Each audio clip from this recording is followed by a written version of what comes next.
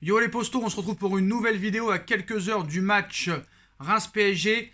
La première de Lionel Messi sous ses nouvelles couleurs. La première de Lionel Messi avec le Paris Saint-Germain. Et la première de Lionel Messi avec un autre maillot que celui du FC Barcelone. Comme vous le savez, Messi a quitté le FC Barcelone il y a quelques semaines pour le Paris Saint-Germain. Qui aurait pu croire il y a encore quelques années que Messi allait quitter le Barça, son club de cœur, pour un autre club.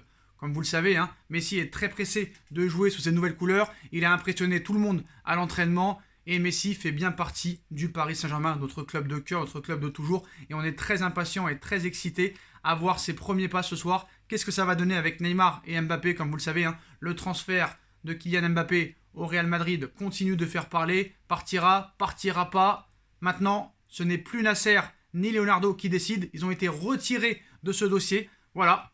Exit Nasser, exit Leonardo. Le Qatar prend le dossier Mbappé en main. Kylian Mbappé sera bien dans le groupe ce soir du Paris Saint-Germain pour le match à Reims. Et désormais, c'est depuis Doha que l'on gère le dossier de l'éventuel départ et transfert de Mbappé à Madrid. Mercredi dernier, alors que les rumeurs s'intensifiaient sur l'intérêt de plus en plus vif du Real Madrid pour Kylian Mbappé, avec une première offre de 160 millions d'euros transmise par le Real Madrid, Leonardo avait surpris tout le monde en assumant la décision du Paris Saint-Germain de repousser cette offre et cette proposition.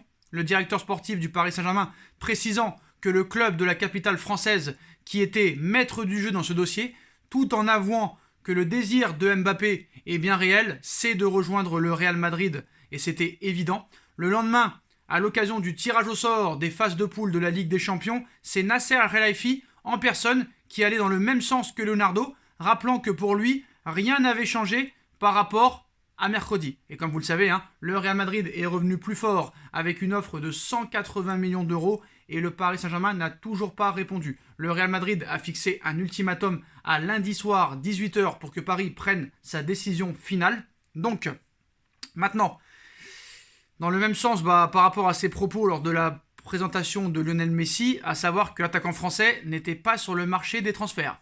Sauf problème, c'est que Leonardo a bien précisé que Kylian Mbappé veut partir, le Kylian Mbappé veut que le Real Madrid, et le Paris Saint-Germain n'a toujours pas répondu à la deuxième offre officielle du Real Madrid. Donc, il faut en déduire quoi? Je suis désolé, mais quand on veut garder un joueur, on refuse la deuxième offre et on dit que le joueur reste. Ou même le joueur peut parler en disant « je reste, quoi qu'il en soit, jusqu'à la fin de mon contrat ». Mais pour l'instant, silence radio complet. Le Paris Saint-Germain n'a pas encore refusé l'offre, mais n'a pas répondu non plus, donc n'a rien répondu. Bon, qu'est-ce qui va se passer maintenant dans les prochains jours? Hier soir, alors que le dossier s'est clairement enlisé et que la tendance est désormais à ce que Kylian Mbappé aille au bout de son contrat avec le Paris Saint-Germain, Philippe Sansfourche a apporté une précision de taille dans ce dossier. Pour le chef de la rubrique football de la radio RTL, l'émir du Qatar, en personne, est maintenant désormais aux commandes de ce dossier.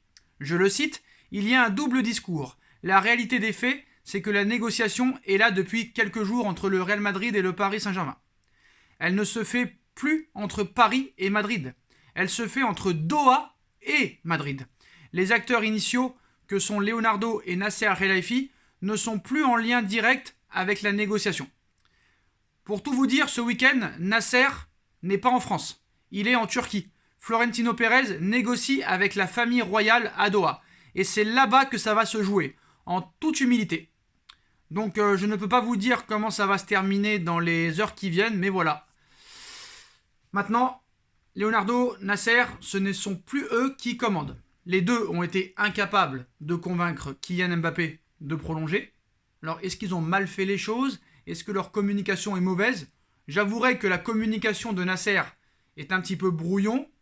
On dirait qu'il n'est pas maître du dossier, qu'il ne sait pas réellement ce qu'il dit. En plus, en communication, Nasser, c'est pas un phénomène. On se rappelle en 2013 qu'il avait fait une interview à Beansport en disant que Carlo Ancelotti allait rester au Paris Saint-Germain. Quelques semaines plus tard, il quittait le Paris Saint-Germain pour le Real Madrid. Et un an plus tard, il gagnait cette Ligue des Champions avec le Real Madrid. Donc la parole de Nasser n'est pas fiable à 100%, alors que celle de Leonardo est plus claire. Il a très précisément dit que le Real Madrid a fait une proposition et que Kylian Mbappé voulait quitter le Paris Saint-Germain. Au moins avec Leonardo, ce n'est pas de la langue de bois. C'est très clair. Maintenant, c'est la famille royale QSI Doha qui va décider.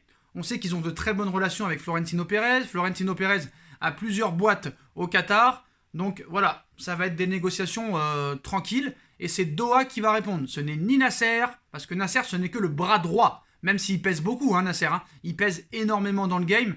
Mais les propriétaires du Paris Saint-Germain sont le prince Al Tamim, la famille royale et bien sûr QSI Qatar Sport Investment.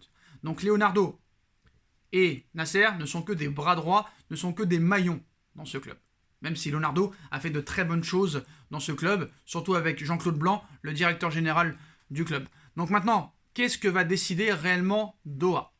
Est-ce qu'ils font exprès de ne pas répondre pour que Florentino Pérez augmente son offre et passe de 180 millions à 200 millions d'euros, alors que la deuxième offre, hein, c'est 170 plus 10 millions d'euros atteignables très facilement.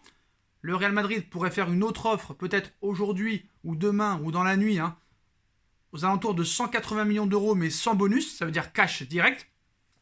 Mais peut-être que Pérez pourrait prendre le risque d'aller jusqu'à 200 millions d'euros, et peut-être, je dis bien peut-être que la famille royale pourrait décider de laisser partir Kylian Mbappé, voyant que Mbappé ne veut pas prolonger, quoi qu'il en soit, peu importe le salaire, peu importe les joueurs qui ont été recrutés, peu importe l'effectif ambitieux qu'a fait le Paris Saint-Germain cet été, malgré en plus qu'il apprécie grandement son coach, parce qu'il y a une très bonne relation entre Mauricio Pochettino, le coach du Paris Saint-Germain, et Kylian Mbappé.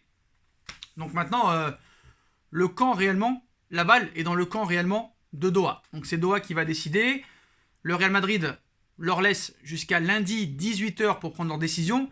Alors je ne sais pas si c'est une très bonne idée de la part du Real Madrid de donner des ordres à Doha. Alors on sait, hein, c'est la presse espagnole qui nous annonce ça. Josep Pedrerol, un proche de Florentino Pérez. Donc je pense que s'il a dit ça, ça doit être vraiment vrai. Parce que voilà, je pense que le Real Madrid aurait démenti carrément cette information. Mais voilà, on n'est pas bête, hein, on sait très bien que au moins le Real a besoin d'un accord minimum 24 heures avant pour pouvoir régler les contrats, les détails, tout ça. Mais ceux qui pensent que ça peut se faire, il peut ne pas y avoir de temps entre le dernier jour et la fin du mercato. Mbappé avait signé au Paris Saint-Germain le 31 août 2017, donc ça ne pose aucun problème. Gareth Bale avait signé de Tottenham au Real Madrid le 31 août aussi 2013. Pareil pour Rafinha, pareil pour beaucoup d'autres joueurs dont j'ai pas le nom. Donc après c'est vrai, au niveau de paperasse, au niveau administratif, ça peut poser problème. C'est pour ça que le Real Madrid demande un ultimatum à 18h lundi, ce qui veut dire, on va dire, à 30h de la fin du mercato, pour prendre leur disposition et tout régler comme il faut l'être. Parce qu'il y a une visite médicale, il y a des contrats, il y a des rétrocommissions, il y a le versement du transfert, même si ça se fait sur plusieurs fois. Donc voilà. Bon, maintenant les postos, l'information de cette vidéo, c'est bien Doha qui va prendre la décision. Paris aussi veut anticiper peut-être un remplaçant, Erling Haaland, Robert Lewandowski qui vient de taper un triplé hier. On me dit qu'il est très très vieux, mais bon, un vieux comme ça qui te met 3 buts par match et qui a mis presque 100 buts en moins de 3 ans, j'ai envie de te dire pourquoi pas.